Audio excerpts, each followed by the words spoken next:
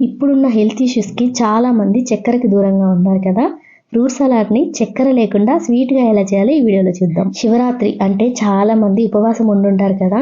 అందులో భాగంగానే ఫ్రూట్స్ అయితే తప్పకుండా తీసుకుంటారు. చాలామంది ఇష్టంగా తింటారు ఈ ఫ్రూట్ సలాడ్. కానీ కొంతమంది చక్కెరకి దూరంగా ఉంటారు కదా. అలాంటి వాళ్ళు వితౌట్ షుగర్తో మనం ఫ్రూట్ సలాడ్ చాలా టేస్టీగా అందరూ ఇష్టపడే విధంగా ఎలా చేయాలనేది చూద్దాము.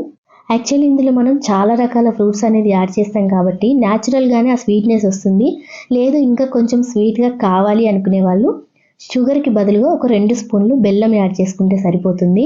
కానీ మనకు నచ్చిన ఫ్రూట్స్ అన్నీ కలుపుకోవచ్చు ఇందులో, అది ఇది అని ఏం లేదు. స్పెషల్గా పొమోగ్రానేట్, యాపిల్, గ్రేప్స్, ఆరెంజ్, ఇలా బనానా ఇలాంటి ఫ్రూట్స్ అన్నీ కలుపుకోవచ్చు విత్ డ్రై ఫ్రూట్స్తో. ప్రాసెస్ చూసారు కదా. ఇది కొంచెం నేను అందరూ చేసుకునే విధంగా ఈజీగా చెప్తాను. ముందుగా కొద్దిగా పాలు గిన్నెలో తీసుకొని అందులో 2 స్పూన్ల వరకు కస్టర్డ్ పౌడర్ని యాడ్ చేసి బాగా కలుపుకోవాలి. ఒక 1/2 లీటర్ పాలు గిన్నెలో పోసి మరగనిచ్చిన తర్వాత మనం ఈ కస్టర్డ్ పౌడర్ అందులో కలుపుకొని మరీ గట్టి పడకుండా కొద్దిగా లూజ్ క్వాంటిటీలో ఉంటే సరిపోతుంది. మరీ గట్టిగా థిక్గా అయినా కానీ బాగుండదు. ఒకవేళ అలా కావాలనుకుంటే మరి కొంచెం థిక్గా అయ్యేంత వరకు ఉంచుకోవచ్చు. తర్వాత అది చల్లారిన తర్వాత మనం కట్ చేసి పెట్టుకున్న ఏవైతే ఫ్రూట్స్ ఉంటాయో అవన్నీ కూడా యాడ్ చేసుకొని, డ్రై ఫ్రూట్స్ అనేది కూడా మన ఆప్షనల్ అనమాట.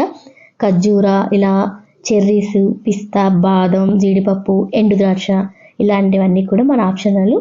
కానీ టేస్ట్ అయితే మాత్రం చాలా బాగుంటుంది. అసలు మనం ఇందులో షుగర్ యాడ్ చేయలేదు అన్న ఫీలింగే రాదు. అంత స్వీట్గా ఉంటుంది, చాలా టేస్టీగా ఉంటుంది. తప్పకుండా ట్రై చేయాలనుకున్న వాళ్ళు, ట్రై చేసిన వాళ్ళు కామెంట్ చేయండి. ఈ వీడియో నచ్చితే లైక్ చేయండి, ఛానల్ని సబ్స్క్రైబ్ కూడా చేసుకోండి. Thank you for watching.